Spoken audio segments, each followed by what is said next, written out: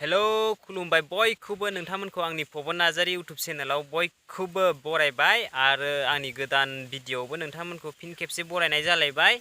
आङो भिडिअ हगारिया गोबाव जाबायमोन अब्लाबो नै दिनै आङो भिडिअ हगारबाय मोनसे भिडिअ हगारबाय आङो गोबावद्राय मोननायखाय आरो जेरावबो थांनायानो जायाखै नालाय आरो न'खरावबो एसे एंगारनो हायै खामानि दंमोन बेनि थाखाय आं भिडिअ हगारनो हायाखै।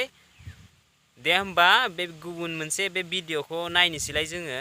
दे होमबा भिडिअखौ जागायजेननोसै। लोगोफोर बियो दै बाज्रुम बियो अरुणाचलाव दङ।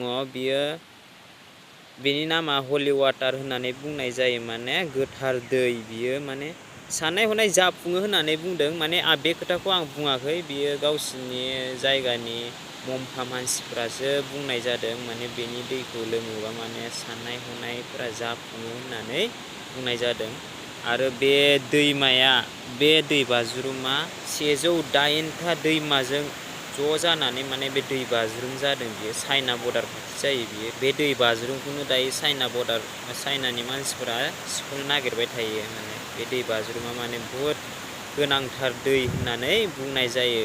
बेखौ मम्फाफोरासो बुंदों दै गावसोरनि अरुणाचलनि मम्फा मानसिफोरासो बुंनाय जादों। बेखौ भाद्र मासनि जोबथा सप्तायाव माने बे दैया बिराद इम्परटेन्ट जायोनो माने साननाय हनाय जाफुंजोबो होननानै माने गावसोरनि मम्फा मानसिफोरा गिदिर गोलावफोरा गोदोनि मानसिफोरा माने बे खोथाखौ बुंलांदों आरो।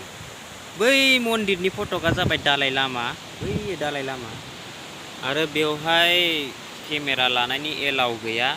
अब्लाबो आङो गावसिनि मानसिफोरजों ज' बेरायफैनायाव माने बे भिडिअखौ लानाय जादों। माने बारा माबा खालामा माने बारा नायला नायसि खालामा नालाय बारा डिउटि खालामा माने गावसिनि मम्फा मानसिफोरखौ बारा डिउटि खालामा। बियो माने गासिबो सोरगिदिं आर्मि गोजा दङ बेवहाय माने बेखौ एटेक खालामनो नागिरबाय थायो नालाय बे दैमाखौ बे दै बाज्रुमखौ सिख'नो नागिरदों नालाय चाइनिस मानसिफोरा बेनि थाखायनो बे सोरगिदिं मानसिफोरा दंजोबो।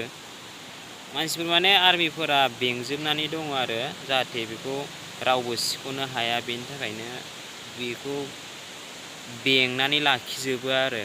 दा बेवहाय बारा जोंखौ बारा माबायाखै चेकफोर खालामाखै माने मबाइलफोर लांनायनि एलाउ गैया बेवहाय फट'फोर साफायनो मोना बेवहाय बेनि थाखायनो बे दासिमबो बे भिडिअखौ बे जायगाखौ माने नेटफोराव हगारनाय जायाखै आरो।